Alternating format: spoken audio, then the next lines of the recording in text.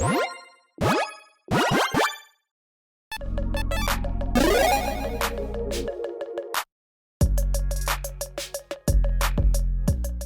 everyone, Mitch coming in with the Commander Score Studio. Welcome to the show. So, Lost Caverns of Ixalan spoiler season is not here yet. Spoiler season I believe is going to be starting here in about, I think, 2 weeks or so, toward the end of October. And, Wizards is at it again with a leak. Now, I guess to say Wizards might not be at it. They either made a mistake and a card got leaked, or like some others have speculated, I'm not saying this is what happens. Sometimes Wizards just like, let's drum up some early, surprises essentially from the set before spoiler season. Haha. And then they'd like release a card in the wilds or, dump a bunch of cards in a Texas landfill or whatnot. Not saying that's what happened, but that's what some people speculate. Regardless, let's jump into the card and talk about, well, its potential impact. So, I guess I pulled up the MTG.design version of it that I made. If you want to see the actual, picture of the card, actually is not all that bad, but just to make it a little clearer, I made my own version of the card. If you want to see the actual image, go check it out on Reddit. Regardless, here you go. Clavileño? Let me know with Clavileño. First of the Blessed, a 2/2 Vampire Cleric that costs 1 white and a black. And I just realized I forgot to say, this is a leak. It has not officially been confirmed, so please take everything I say today with a grain of salt in case this card is fake. I don't believe it is fake. It looks very real. But yeah, regardless, let's keep going. Whenever you attack, target attacking vampire that isn't a demon becomes a demonish with other types. It gains, when this creature dies, draw a card and create a tapped 4/3 white and black vampire demon creature token with flying. So, okay, first up, let me just, walk through, what in the world this is. You're a vampire. Now you're also demonic.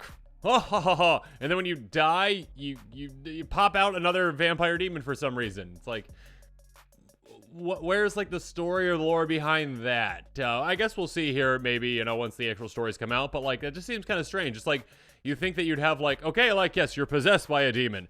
And then after you die, out pops a demon. But it's like, no, it pops out another vampire demon, which is interesting. Regardless, this is a very interesting trigger because, well, first up again, make sure we're reading through it properly. Whenever you attack, so it doesn't have to be with this commander, which means that you don't have to send your commander out into danger, which Wizards kind of has changed that over the years with, attack triggers with commanders. They haven't necessarily been, it used to be, yeah, you need to attack with your commander and put it in danger. These days, it's more so, sometimes, hey, attack with any creature. Whenever you attack with any creature, it doesn't have to be this one. So your commander is going to sit back, you send some unlucky vampire out to its death, probably, and you say, hey, yep, now whichever vampire I want that isn't a demon is now a demon as well. And when it dies, I get 2 benefits again. When it dies, I get, well, a vampire demon token that's a 4/3, and I also get to draw a card. So, card advantage plus token generation, that's pretty good. Again, it is limited to just basically once each turn. Once on your turn, again, whenever you attack. So,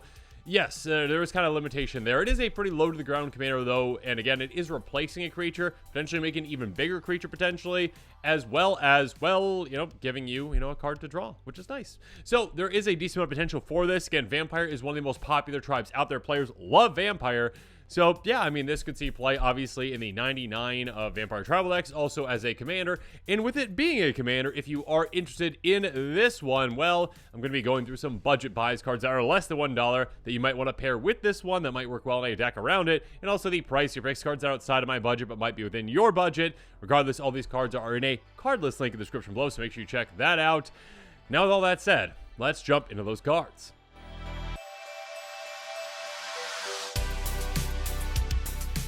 So first up in the budget buys, well, it is a vampire, but kind of like not a vampire. It's kind of, anyways, we've got a Changeling Outcast, a 1/1 shapeshifter for a single black mana with Changeling, so it's every single creature type.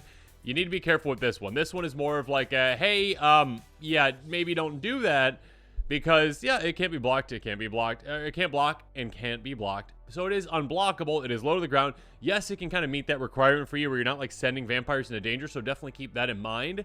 That being said, you can't actually target this one with your commander's ability because, again, it already technically is a demon as well as a vampire. So make sure you keep that in mind.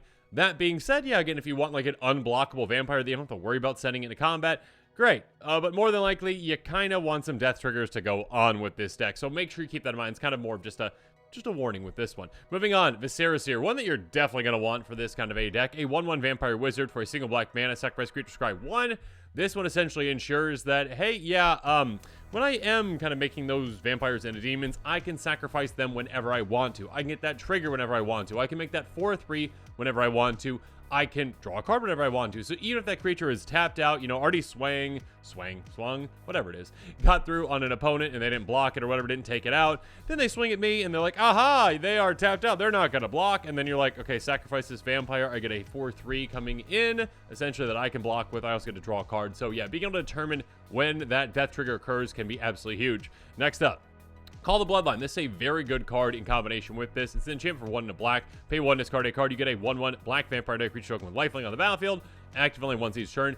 This kind of turns this, at least if you're doing it once each turn, into a rummaging effect in a way. Because again, you are discarding a card to make a vampire. You can then, you know, turn that vampire into a demon, which then can die, draw you a card, and get you a bigger vampire. So there you go. So this is definitely one that you can consider. It's a good way to generate vampire tokens. Speaking of which, we even have a vampire that can help us out with that as well. Martyr of Dusk, a 2/1 vampire soldier that, hey, when it dies, you get a 1/1 vampire creature token with lifelink. So this one, again, can basically provide you 2 of those opportunities. With this, commander, turn this into a vampire soldier demon, and then, hey, when that leaves, you get a vampire demon as well, potentially. So again, basically double draw, double 4/3s off of this, you know, 2 mana creature. So make sure you're keeping that in mind. Speaking of which, I scrolled way too far. Here we go. Call to the Feast. A sorcerer for 4 mana. Create 3 1/1 white vampire creature with lifelink. You get 3 of them, which is lovely. Again, 3 opportunities to turn them into, well, ticking time bombs in a way, you know, potentially to sacrifice them for card advantage. Again, this could basically be, you know what, draw extra 3, you know, make 3 extra bodies, 3 4/3s. So obviously a card like this, even in the simple, has the potential to help you out a lot more than it already does in a vampire tribal deck. Next up, a really key and crucial piece in this kind of a deck, Teysa. Not a vampire. That being said, 2/4 Human Advisor, 4 mana.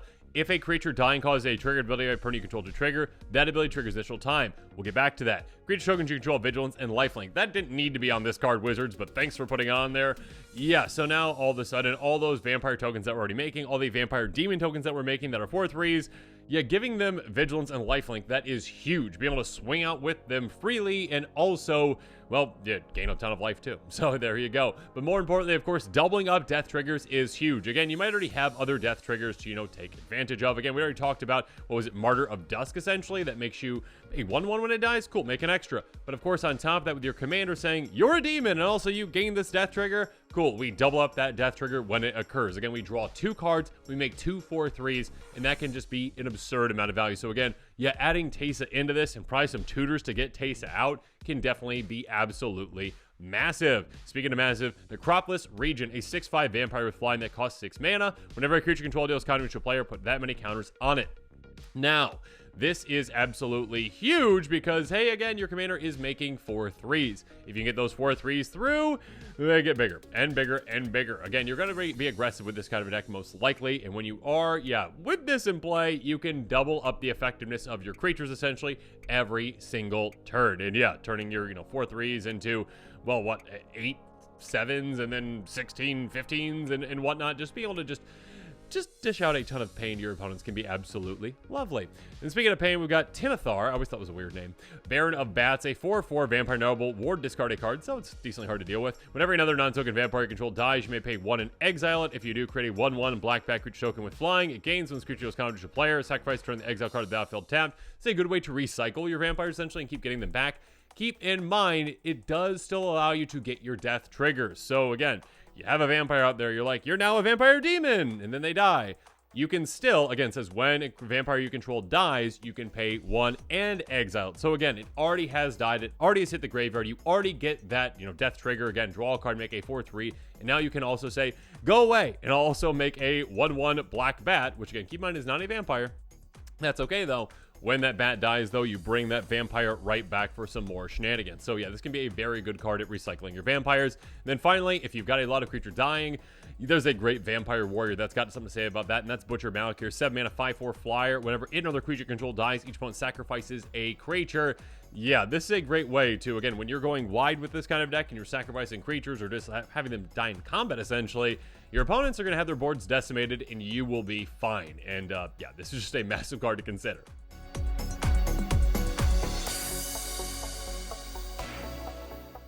Moving on, though, let's talk about the pricier picks. Again, cards outside of my budget, above $1. And first up, we've got Legions, landing a legendary enchantment for a single white mana. When it enters the battlefield, you get a 1/1 white vampire creature on 1 lifelink. There you go, a 1/1 for 1 mana. What's not to love about that? You know, get things started off nice and early. On top of that, though, whenever you attack with 3 or more creatures, transform it. Again, you're going to be getting a lot of creatures in play quite quickly. You can be pretty aggressive with this kind of a deck. You flip it over, and all of a sudden, you got an additional land. Who says other colors can't land ramp? Anyways, tap for a, it goes to say green because, again, of land ramp. Tap for a white, pay 2 and a white, tap, create a 1/1 white vampire creature with lifelink. So there you go. You have a now repeatable source of, you know, creature advantage essentially with this. Just keep making more and more and more of those vampires, which of course then you can say, yes, you're now a demon. Yes, you've died. Yes, I drew a card, got an even bigger vampire demon. Moving on, Blood Artist. So these death triggers, of course. Yeah, Blood Artist, a great low-to-the-ground vampire that just drains opponents in absolutely no time. Whenever it or another creature dies, target player loses 1 life, you gain 1 life. Moving on, Bloodghast, yes, is a vampire spirit. It is one that you can get back again and again and again. 2/1, can't block. As long as you've got 10 or less life, it's got haste, cool, but the most important part is landfall. Whenever a land is battlefield under control, return it from your graveyard to the battlefield. So again, this is one that you can just send into combat again and again and again. You can sacrifice again and again and again. Get that, you know, vampire spirit, demon, death trigger thing, whatever it is, and then essentially, yeah, get it right back out again. So yeah, a recurable, you know, piece of creature fodder is fantastic like this one. Moving on, Cordial Vampire. Take advantage of your creatures dying. Whenever it or another creature dies, you get a counter on each vampire you control. Yeah, keep in mind, this is not just your creatures. Again, whenever it or another creature dies, not just your own. So every single creature on the board, if any die, hey, all those vampires get huge. Yeah, throughout the game, this can be absolutely massive. It's low to the ground. It's a crazy good card. Maverick Fane, Dusk Apostle is next, a 2/2 vampire cleric. Whenever 1 or more vampire, non-token vampires, goodness gracious, I can't talk right now. You control attack, create a 1/1 white vampire creature with lifelink. Again, you're essentially kind of replacing the vampire that you're potentially just sending out to its death in combat. And you're like, go! Cool. All right. And yeah, it also gives you kind of like a source of essentially a target for your commander every single time. So there you go. A great way to be aggressive. Moving on, speaking of aggressive, Bloodline Keeper. Really cool art.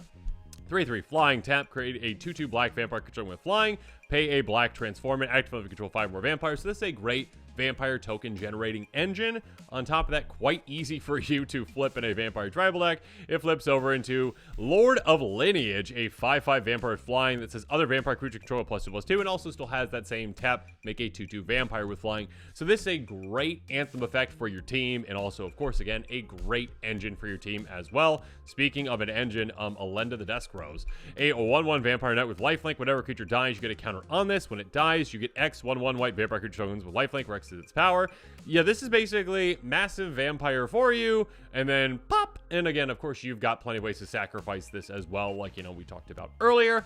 You pop, you sacrifice it, and then you just flood the board with a ton of little 1/1s, and yeah, plenty of targets for your commander as well. And also, you know, the more creatures you have in play, the better Sanctum Seeker gets when you're being aggressive. A 3/4 vampire knight. Whenever a vampire you control attacks, each opponent loses 1 life, you gain 1 life. This is just punishing opponents as soon as you attack. And if you attack with a 1/1, let's say you even get through with it, that's 1 damage to an opponent, right?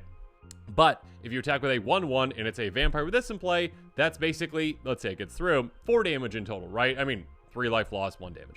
Basically, you are quadrupling the effectiveness of each one of your creatures, essentially, even just on swinging. Again, if you've got 10 vampires in play, cool. You drained your opponent's 30 in total, which is pretty absurd. And of course, you gain life as well. Moving on, Drivnod Carnage Dominus. Basically, another Tesa. Whenever a creature dying causes a triggered ability, opponent you control triggered, ability triggers additional time. Yeah, that is pretty huge again for this kind of a deck where you are, you know, setting up a really good death trigger on your vampires. You can also pay Phyrexian Black, excuse me. Exile 3 creature cards from your graveyard, get an indestructible counter on this, so this can be very hard to deal with. Keep in mind, this is not a vampire though. So there you go. Finally though, Liliana's Contract is a very funny way that you can win with this deck. Enters the battlefield, draw 4 cards, lose 4 life. The game up, keep control 4 more demons with different names, you win the game. So if you get this in play, I mean, you could probably just surprise win with this in a way. If you're just like, okay, maybe I won't send those vampires, you know, demons to their death. Maybe I'll, you know, keep them back. Maybe I won't sacrifice them just yet. Get them on the board, and all of a sudden you play this, and you're like, okay, you can't deal with this, you can't deal with my demons, then all of a sudden I just win on my next upkeep. Again, you do have to get your upkeep, but still, this is a good kind of, well, yeah, I mean, at the very least, draw 4, lose 4 is not bad for 5 mana. And yeah, being able to just have a potential game-winning condition, just, yeah, pop out of nowhere is quite fun with this kind of a commander. But now this episode is coming to a close. It's my turn here from you from Clavileño. No idea. First, the blast, my apologies. This is a pretty exciting new vampire, I was going to say lord, but vampire commander, vampire card in the 99 again, vampire demon kind of weirdness that is going on right there. Like, hey, you're a demon. Oh, you died. Oh, thanks for the card. Oh, also, there's another vampire demon inside of you for some reason? Who knows? We'll find out, I'm sure, in the lore at some point why in the world this is happening, but yeah, regardless, it's a commander that can definitely pack a punch, can definitely give you a good amount of value throughout the game. If you are interested in this commander, make sure you check out that card list link in the description below and consider some of those budget buys and price your picks. And of course, as always, well, stay tuned to this channel for more exciting quick takes, spoilers, and yeah, I mean, who knows? Maybe there's going to be some more leaks between now and the end of the month when the actual spoiler season starts. And of course, as always, though, thanks again, and have a good one. This show and episodes like this one are possible thanks to viewers like you. If you're looking for an easy way to help support this show, make sure that you like, share, and subscribe. Also, hit that bell notification icon so you don't miss any new episodes. You can also go check out our playmats and other merchandise at thecommandersquarters.com. We also have a ton of brand new t-shirt designs in stock, so make sure you check out those as well. Another easy way to support this show is with our TCG Player affiliate links. So whether you're buying a deck or individual cards, you can use this general link right here or one in the description. And the final way that you can support this show is by supporting us directly by becoming a patron. There are many benefits to being a patron, and I truly couldn't do this without all their support.